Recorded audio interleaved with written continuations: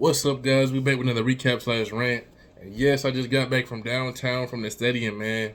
And the Falcons pulled it out 27-24. And guess what? The Falcons are once again 7-9 as a record. And the Rams are 11-5. We beat a great team, just like we beat a great team with the Buffalo Bills on Thursday night. And now on Monday night, I think they said we had one of the best, prime time records since 2015 or something like that. But hey, man, I'm not gonna lie. These are the type of games that I don't like about being a fan sometimes, bro. Like, I love my Falcons. I'm always gonna be a Falcons fan. But these are the type of games that aggravate me. These are the type of games where I'll be like, yo, what the heck is Raheem Morris doing? But I ain't gonna really say Raheem is the blame because we've been doing this before Raheem. But it's like it happens more. Like, usually in these situations, we have been losing the games. Like with Arthur Smith, we lose the games. With Raheem Morris, we've been losing the games.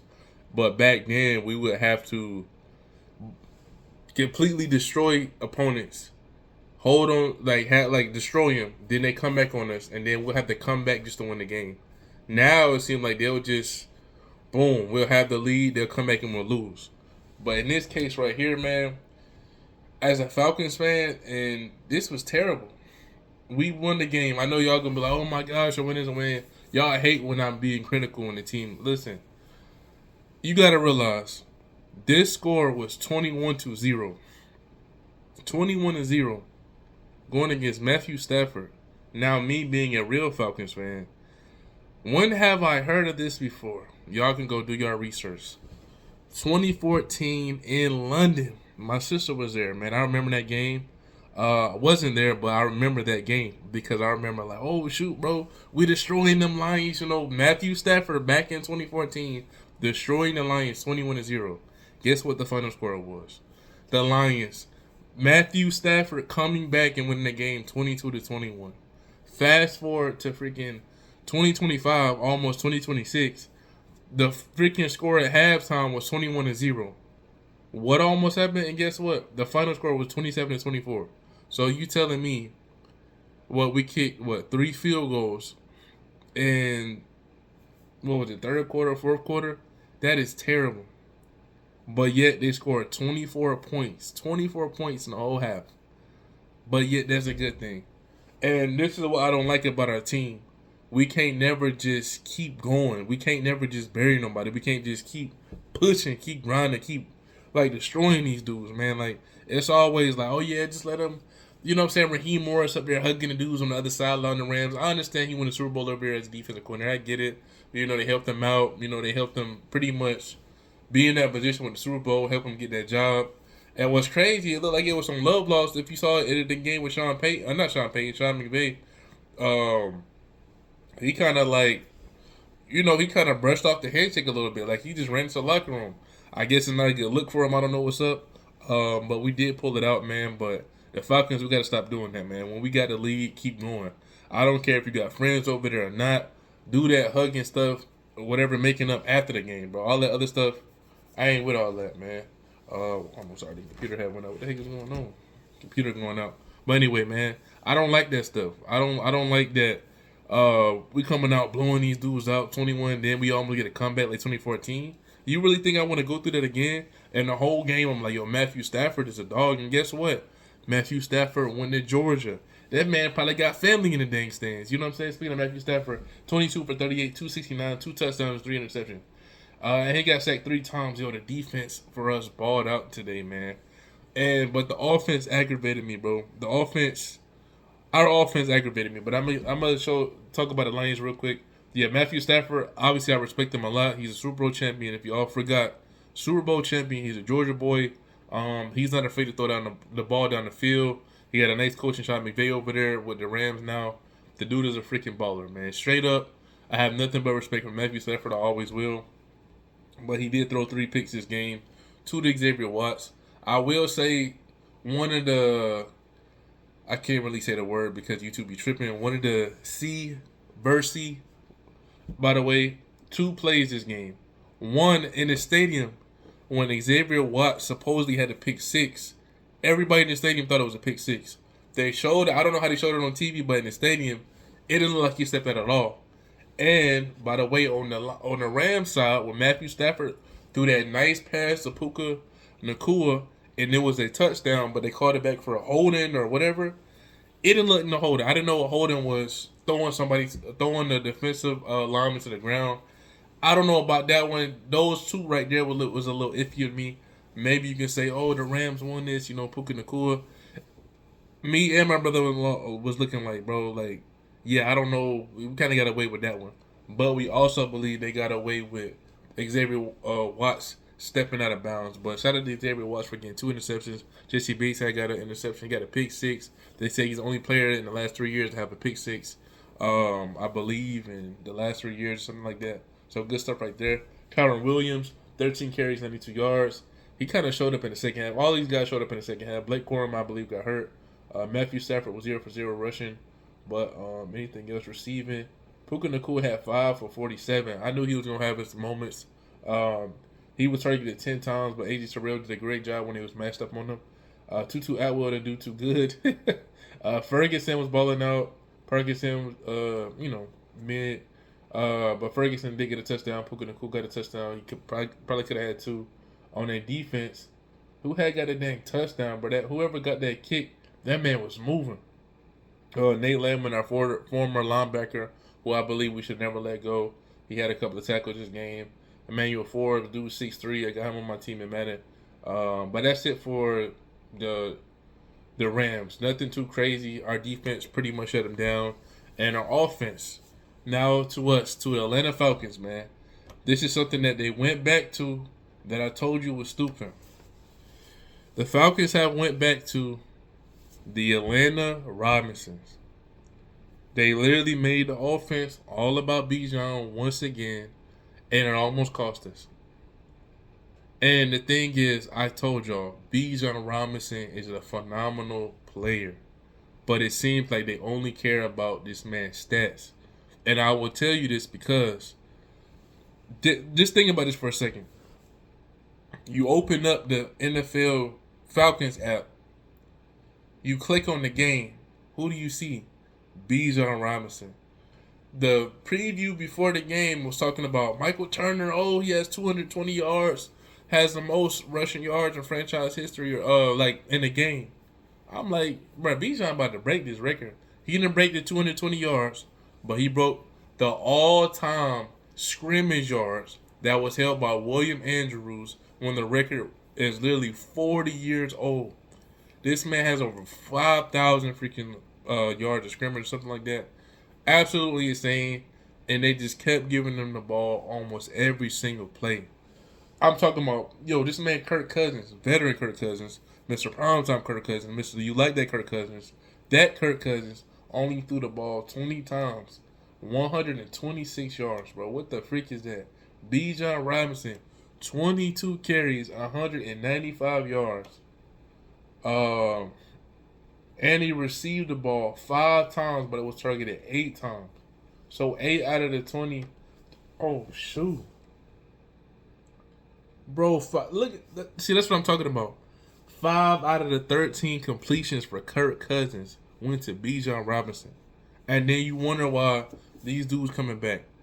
David Sills, good catches by him, 3 for 37. Darnell Mooney, 2 for 35. Darnell Mooney, what they be doing? And they just forgot Kyle Pitts was on the team. I don't know what they was doing. Kyle Pitts has been dominating the last 2 weeks. And then it was like, we at home, we not going to throw it to him. Come on now. Drake London, 1 reception, bro. Get 4 for 4 yards. This was all about Bijan. I don't know what's going on. And I told you I like him. I respect him. I love that he's a praying man. I love that he's a baller. I love that. I'm trying to tell you, Bijan Robinson, I told you, I have nothing against him. I have nothing against none of that, bro. I don't like how the organization is putting all the weight on him and we're being one-dimensional. I've been saying this since the beginning. I don't like that because guess what? That's how players get hurt, and that's how we've been losing the games most of the year. We can win the games using him and using everybody around him. That's what I'm trying to tell you. You can utilize your best player on the field, but realize that there's other talent on the field. That's how we have a Drake London. That's how we have a Kyle Pitts. That's why they trying to get this man David Sills out there, even though I think we should have been Nick Nash out there. I'm gonna keep saying it every single week, but he's actually doing something now, guys. So that's what I want to try to tell y'all. The offense. This is like this was one of the most boring games watching on offense because the run by Bijan was phenomenal. Straight up, the run by Bijan was phenomenal. But I seen it coming even before the game. I was like, yo, they about to give Bijan the ball the entire game, and that's what they did. But 5 out of 13 completions for Kirk Cousins is the Bijan.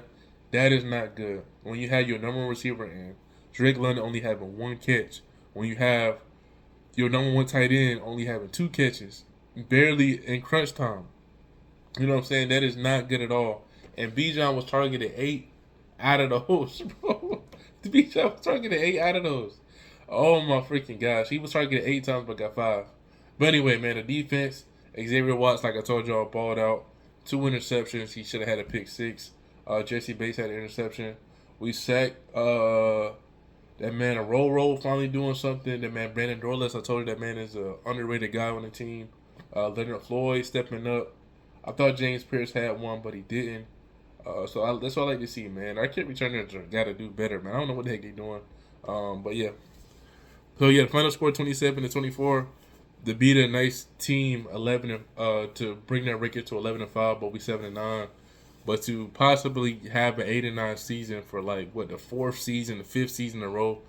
I think it was 7-9 before they changed it to a 17 games or however many games it is, because it was 16 before. This is pretty much the same record that we've been having for back-to-back years. I think they said Arthur Smith had the same record this whole time he was here, and now Raheem Morris, if we go into the New Orleans coming here and we win that game, it's like, come on, bro. But this game aggravates me because of what I was thinking. I was like, man, look at this, guys. We have all this potential. Even though I don't like how they game playing it, but the defense showed up for sure. Man, you got to admit that the special teams getting a blocked field goal, that was a touchdown for them. Puka Nacua, like I said, did a good job, did a great job. Matthew Stafford did a great job, all that stuff. Besides all that, Sean McVay being a good coach. This shows that we can beat any team in the league, man. Even last year, who won the Super Bowl? The Eagles. Who was one of the 2 losses or 3 losses they had that year? One of them was against us. That's all I be trying to tell y'all. We do it, but it's like the coaches just, or I don't know. I don't know, man. It's like that game plan. They make it simple, and everybody else can see it's simple. But if they really just truly game plan and be like, you know what, this is what we're gonna do. To listen to your freaking players, like how they said, Raymond McLeod didn't like Raheem Morris because he was a very arrogant guy and stuff like that. They try to come to him, be like, oh, this is what we need to do, this is what we need to do. And basically, they said Raheem wasn't trying to hear that. And, you know what I'm saying, Raheem, the dream, we ain't with it, bro. It's still fire Raheem and stuff like that, man. But if you have to wait every single season in your career to wait to the end of it to want to start to do something, and even when you do that, say if it's the last game, like against, toward the end of the year, it don't even matter. You know what I'm saying? When games do matter at the end of the year, we lose. But when stuff like this don't matter, they want to win the game. And guess what? We don't even have no first pick next year. We don't have nothing to play for. We ain't tanking. We ain't doing none of this. This game was supposed to be what it was. If Raheem Morris used to be the defensive coordinator for that Super Bowl team that the Rams had, he should know the offense. This should have been a defensive dominant game, which it kind of technically was. But to let these guys come back, that bothers me. Even though Stafford is known for that, that bothers me. And another thing, real quick, outside of this game, but with another thing that I noticed was wrong with this organization as well, as far as what they got going on. I love nostalgia more than probably anybody. I always talk about, the past. I always like, having a better future, stuff like that. But when it comes to the Falcons, I just realized a lot of the stuff that we get excited about, the pre-game tape, is stuff from the past. They still showing Michael Vick stuff. They still showing Matt Ryan stuff, which I have no problem with. They showing all of these stuff. Like, they showing Barkowski, Tommy Nobis, Deion Sanders, all these primetime stuff before the game starts. And I'm looking like every highlight that they show from us on the video board of the today's team, we lost every single one of those games. They was like, oh yeah, look at us sacking Sam Darnold. We lost the freaking game. Oh, look at this, sacking this guy, sacking that guy. All the video package, bro, we losing. They got to show highlights from previous year. They showing Michael Turner. Today they freaking represented, they showed Robert Alford on the thing. Shout out to Robert. Y'all know Robert Alford? It's funny, they were showing his highlight tape, but guess what? They didn't show the highlight when this man had a pick six on Kirk Cousins to save us the game. They showed every other highlight. They showed the Super Bowl highlight. You know what I'm saying? But it's like the Falcons nowadays is just a huge nostalgic trip. They need to have it where we can appreciate the team that we have now. They just, you know what I'm saying? The whole team just can't be Bijan. He just can't be it's just Bijan. We have to be able to be excited about now. You know what I'm saying? I can't just be like, oh man, you know, the Matt Ryan days, or the Vic days, or the Mike Smith days, you know what I'm saying, as far as the coaches. Let's be excited about something now. I have probably 3 great memories in this new stadium. That's terrible. That's sad. The Buffalo Bill game this year, the Julio Jones game against Philly a couple of years ago, you know, winning the game. But as far as the new stadium, it is very hard for me to find like a great moment and be like, yo, this is what I'm talking about. The new stadium, we have been getting destroyed in the freaking new stadium. You know what I'm saying? There hasn't been nothing like super crazy where I've been like, oh my gosh, the Falcons. Maybe the only player I can say that for, to be honest, who's no longer on the team, was Cordero Patterson, you know, with the kick returns, with hyping up the crowd, and Jessie Bates. Outside of that, nobody is doing nothing that's like, oh my gosh. Maybe Drake London, you know, he got his fired up moments. Michael Penix, he ain't showed me nothing. Shoot, Desmond Ridder has more highlights than me than Michael Penix does. Marcus Mariota has more highlights than me than Michael Penix does. You know what I'm saying? Like, Desmond Ridder, if you actually look at that season's highlights, Ridder is all over that junk. You can see Ridder actually trying. Michael Penix, all this other stuff, man, they not doing nothing. So that's what I got to say, man. We did get a W, but we can't. This is how we end up losing. That's what I'm trying to tell you. This is how you set yourself up for failure. Yes, we won the game, but why are you blowing the team out 21-0 and letting them score 24 unanswered points pretty much because we only kicked the field goal to win the game in the end? And Matthew Stafford, technically, if you would have threw that freaking dot to that dude that was wide open, the game would have freaking been over with. Straight up, besides the Puka Nacua play, even after that, the dude was wide open down the field and he just so happened to miss him. So, anyway, man, like, subscribe, all that stuff. Let me know what y'all think. Do you think that I'm tripping, like, oh, a win is a win, like people be saying? Or do you think that the Falcons really need to just be more consistent, spread the ball around, not trying to get these dang stats? I know I like stats, I like records, you know, that's cool. But when you lose in games, when you 7-9, I guess they figured that that's the only thing we have to play for. Maybe that's what it is. But if you're going to win games while doing it, it's great. But if you lose in games while doing it, and then everybody looking at you like, why you wasn't winning games before, and why you got to wait to the end of the season? Stuff like that, you know. So, anyway, man, I'm out, man.